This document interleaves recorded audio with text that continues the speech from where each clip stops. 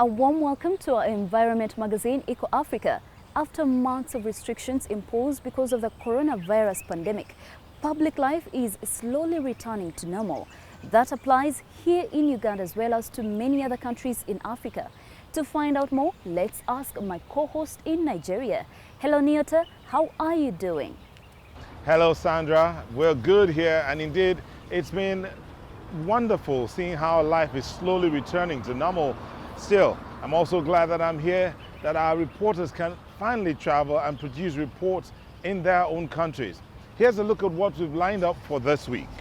We visited a social entrepreneur in Uganda who's using recycled plastics to make protective face shields for hospitals.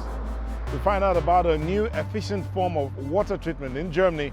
And we go to Botswana to learn how dogs are helping to ensure that fewer cheetahs are killed.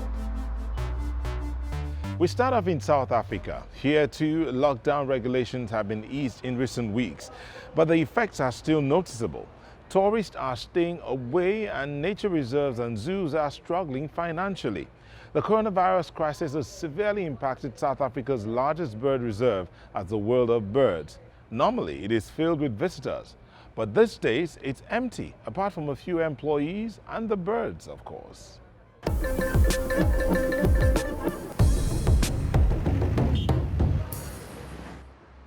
Saturday morning in Cape Town. With the country still under lockdown, there's generally not a lot happening outside. It's a different matter at World of Birds Wildlife Sanctuary. Africa's biggest bird park is home to 3,000 birds and small mammals. And at this time of the day, they all want to be fed. It's 8:30 a.m. in the food kitchen. John Tibbet and his team are getting breakfast ready.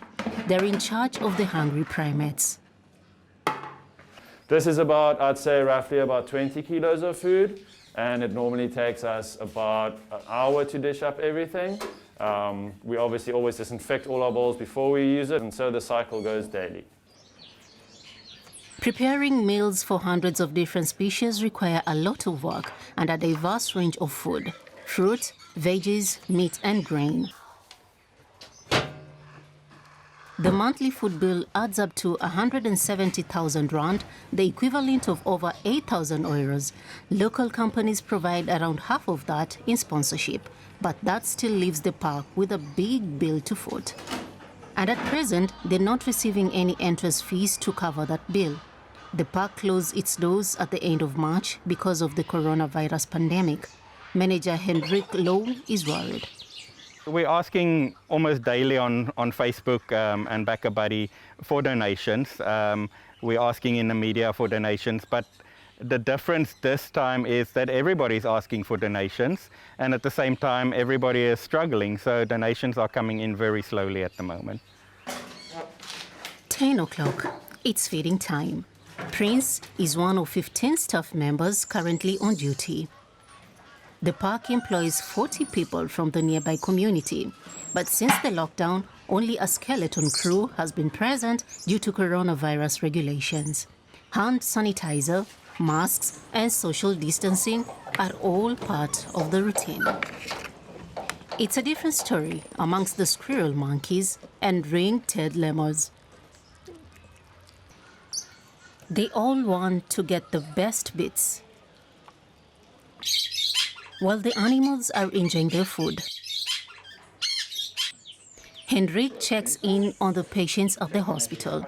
The park also functions as a sanctuary for sick and injured wildlife, such as this poor little creature. Well, this is one of the birds that came in during lockdown, because we still offer that service to the public. This little one is a little red-eyed dove that came in during the week, possibly about 12 days old or so, so he's going to need some care from us for the next few weeks, and then we'll hopefully join up with the others and be released eventually. Hendrik and his team hope that local tourists will be able to visit World of Birds soon, so that this colorful and noisy show can go on. Okay, so now we head around 2,500 kilometers northwest to Senegal, where some young people have come up with an idea designed to motivate the public to to dispose of garbage properly so it doesn't litter the streets. They added a cool slogan, and the Dunk Your Junk campaign was ready to go. We find out how they are coming along in this week's Doing Your Bit.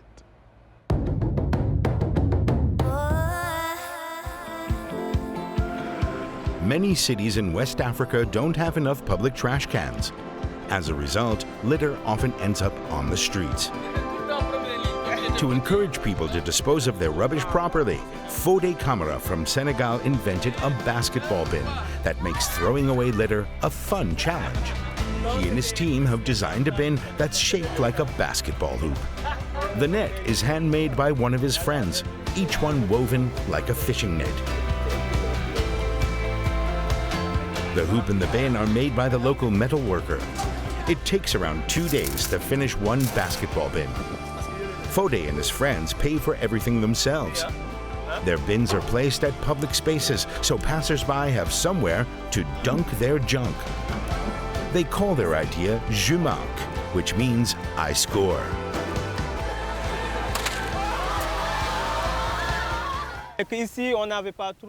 We weren't in the habit of putting rubbish in the bin here. So for a long time I asked myself, how can we solve this? And what would it take to get people to have the reflex of using a trash can? That's how I got the idea of making basketball bins. So far, 4 basketball bins have been placed around the city of Nianing, a 2-hour drive from Senegal's capital, Dakar. The team now plans on installing more litter hoops, starting at schools.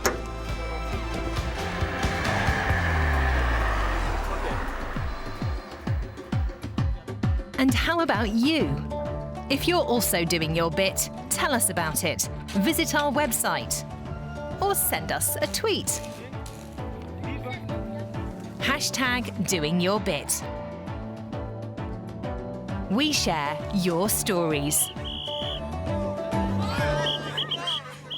What a great idea. I'd like to try and see whether I can score a point myself. I'm always amazed by how much imagination young people here in Africa show when it comes to dealing with trash problems. Recycling and reusing things saves costs and protects the environment. And now, during the coronavirus pandemic, it can even help save lives. Exactly, Niata. Here in northern Uganda, a recycling company has rebooted its operations. TACA is now making face shields that are urgently needed in the hospitals. All the plastic parts, like the straps, are made of plastic waste, which often comes from the hospitals themselves.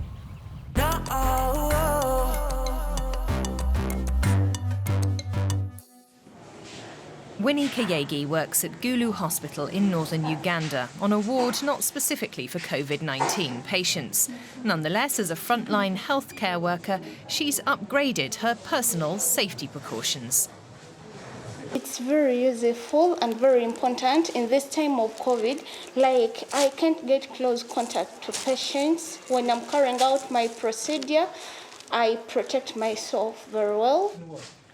A lot of what Kayegi does is administer medicine, mostly via drip. She often has to throw away more than 20 empty drip bottles in a single shift. Disposing of all that plastic is burdensome for the hospital. But not for Peter Okwoko and his team. We normally come twice in the month, and whenever we come to pick the waste, we take about 10 plus sacks that we use in our processes. Okwoko is a community and environmental activist, and his business partner, Paige Balcom, is an engineer from the US. Together, they founded TACA Plastics, a recycling company based in Gulu. They had just started producing pavers and tiles out of plastic trash when Uganda went into lockdown because of the COVID-19 pandemic. Instead of shuttering their company, they switched to producing essential protective gear for medical personnel fighting the pandemic. We especially heard about the need for face shields, how a lot of the hospitals here in Uganda don't have protective face shields for the doctors. And so we were like, oh, face shields, those are made from plastics.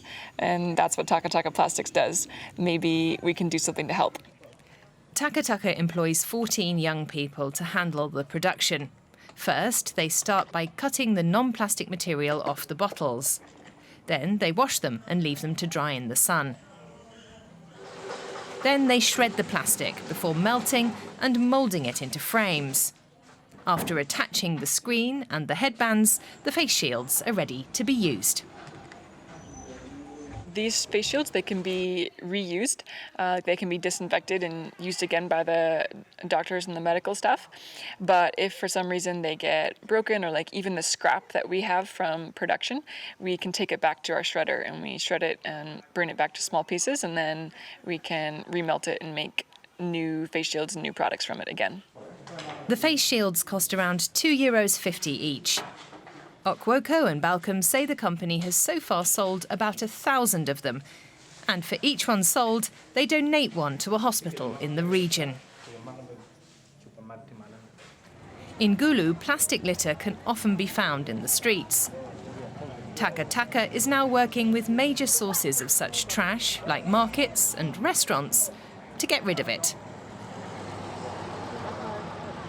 So we've established a couple of mini collection points in different parts of Gulu. And initially, what used to happen is that the plastics would be mixed with other categories of waste and dumped at the land site. So when we made this bin made from plastic bottles, it makes people realize that, well, this bin is specifically for plastics, and they are in position to like dump their plastics in the bin. At their recycling facility, Okwoko and Balcom are turning to future challenges. They want to share their locally designed technology with other recycling operations. There, too, plastic waste could be turned into reusable products. That would create jobs and protect the environment, and could even help save lives.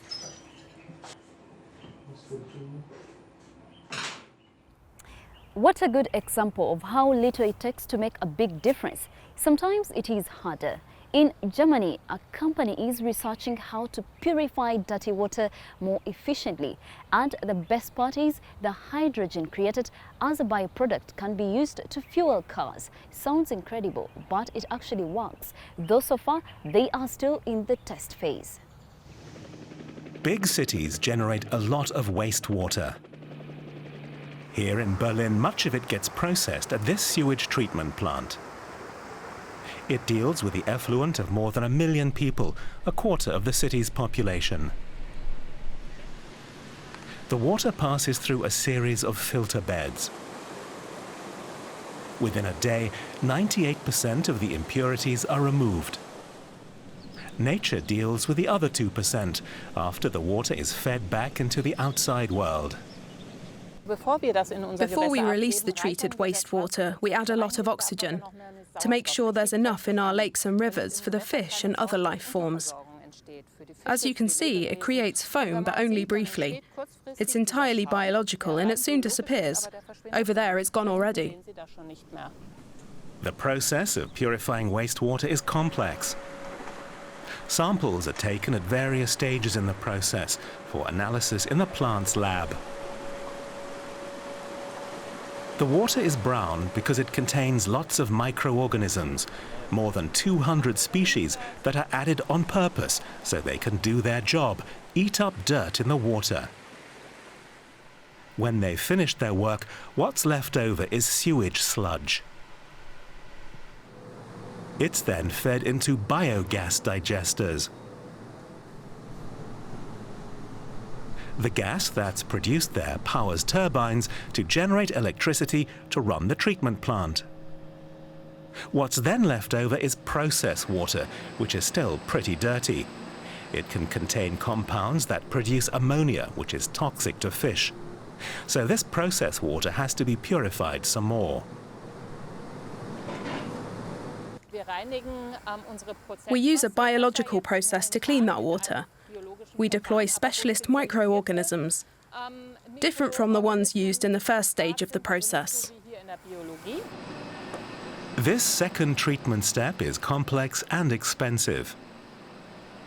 That's where Jens Hanke comes in. His company is developing techniques to improve the water purification process and make it cheaper. He uses samples from the treatment plant for experiments in his lab.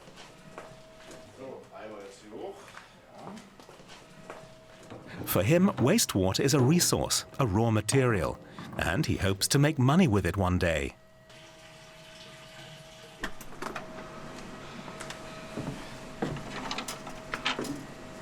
The violet light shows the purifying process is underway. It involves some pretty advanced plasma physics. You can think of plasma as small bolts of lightning, which carry a strong electric charge. That can split molecules in the water and thereby purify the water. The hydrogen produced can be used as a source of energy.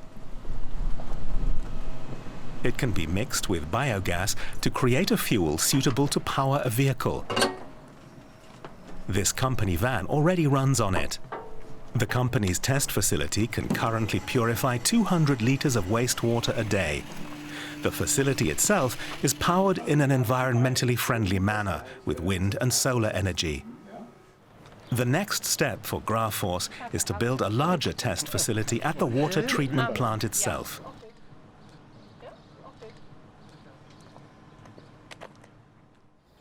Many people think high-tech solutions are the answer to protect the environment, but traditional ways of life and the knowledge of indigenous people can also help preserve the endangered habitats. The Mau forest in Kenya is home to the Ogiek people who live from and with the forest. Together with the Ogiek, an NGO has developed methods of using their forest sustainably, for example, by setting up modern and easily accessible beehives. This is dangerous work. The Ogiek people of the Mau forest keep their beehives high up in the trees. But the modest amount of honey these hunter-gatherers harvest isn't enough anymore. Here in western Kenya, forests are being felled to make way for corn and cassava fields. We've been forced to carry out subsistence farming to keep our families going on. Currently, we hit ugali like other Kenyans because of the circumstances that has happened around us. More and more of the Mau forest is being lost, and the Ogiek are losing their land. Community leaders have decided to breed seedlings so they can reforest. They're growing mainly native trees, the preferred species of wild bees. The Ogiek have also started using modern beehives on the ground. In the year, we find approximately even 20 to 30 kilos when harvest once. The new beehives are easier to access. 12 groups of beekeepers have joined together to form a collective. Honey is a lucrative business. We don't have any honey because we have so many visitors. Today, the reddish-black honey is sold out. But there's still some bee bread left, pollen mixed with nectar. The beekeepers will also be able to sell this.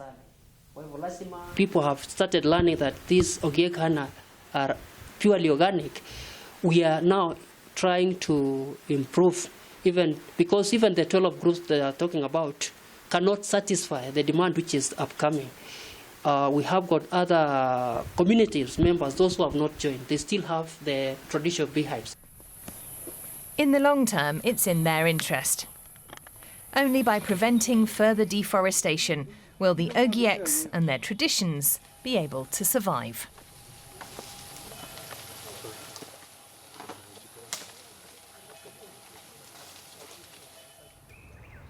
Well, we wonder, how can we reconcile the interests of nature and the environment with economic needs? It is always a balancing act. What the Ogiek people in Kenya are trying to do with beekeeping is also being tried by another initiative in Botswana with dogs. Can you tell us more about that, Newton? Gladly, Sandra. The local dog breeds are raised and trained to accompany the herds of cows and goats as shepherd dogs. The dogs keep the predators away, but not only that, By making sure that fewer animals get killed, they keep the farmer happy. And happy farmers are much less likely to hunt down and kill predators like the endangered cheetahs. Farmers in western Botswana have to be vigilant. Somewhere in the grass, a cheetah might be lurking. Every year, farmers like Jeffrey Moyo lose around 2% of their livestock to predators.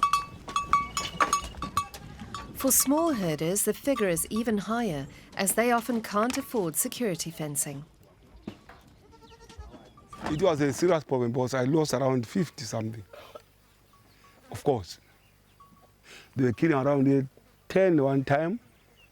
Eat only 2. But she doesn't eat a lot, but it can kill 7, eat only 1. Just kill, eat 1. To protect their livestock, many goat herders shoot or poison predators. But now some of them have started keeping dogs with their herds to keep the big cats away. The farmers keep the local mixed breed dog, which is well suited to the harsh environment. The idea was born at Cheetah Conservation Botswana, an environmental organisation based on a nearby farm.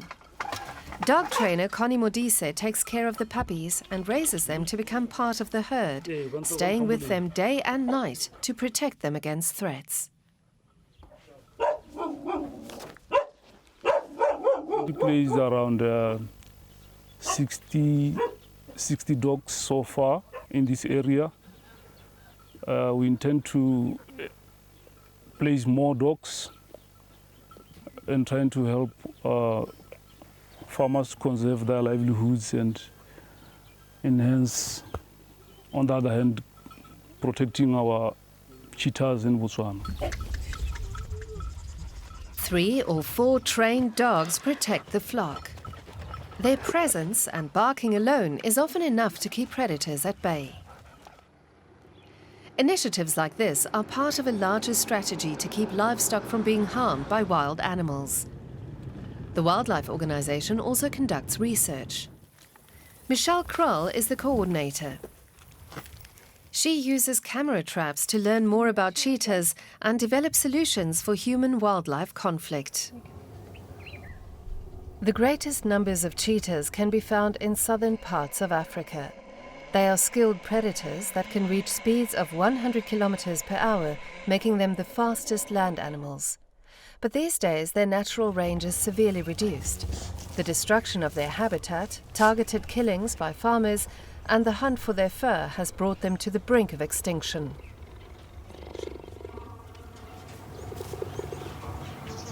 Predators such as cheetah, they form the top of the ecosystem. They keep natural prey under control. And natural prey, of course, also keeps the vegetation under control. And as well as carnivores, not specifically cheetah, but also hyena, for example, that also generally has a bad reputation among farmers. They're very important. They clean up carcasses and in this way also clean out diseases in the landscape.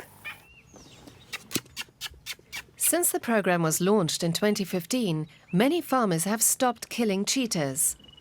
For Jeffrey Moyo, the program has been a success. Thanks to his dogs, he hasn't lost a single goat in the last 5 years. I appreciate what they render to me currently. So I hope some people also don't learn. You don't kill. You save what you have, a way that tomorrow you benefit both of us, animals and us. Many species in Africa still survive and coexist in non-protected wildlife areas. Ensuring humans and animals can live side by side remains a challenge.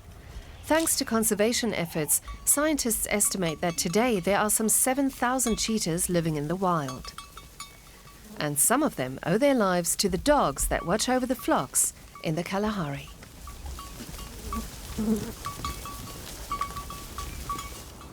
What beautiful animals. The cheetahs are the fastest land animals on the planet and can reach speeds of up to 100 kilometers per hour. As always, our show seemed to have sped by too. But the good news is, next week we will be back for you. Take care of yourself and stay healthy. Until then, I'm Neo Taegbe. Bye-bye from Lagos, Nigeria. It is time for me to say goodbye too, but of course you can keep in touch with us. You can always find more information about the environment and our show on our website and on our social media platforms. For now, stay in touch and take care of yourselves. I am Sandra Twinobdio here in Kampala, Uganda. Goodbye.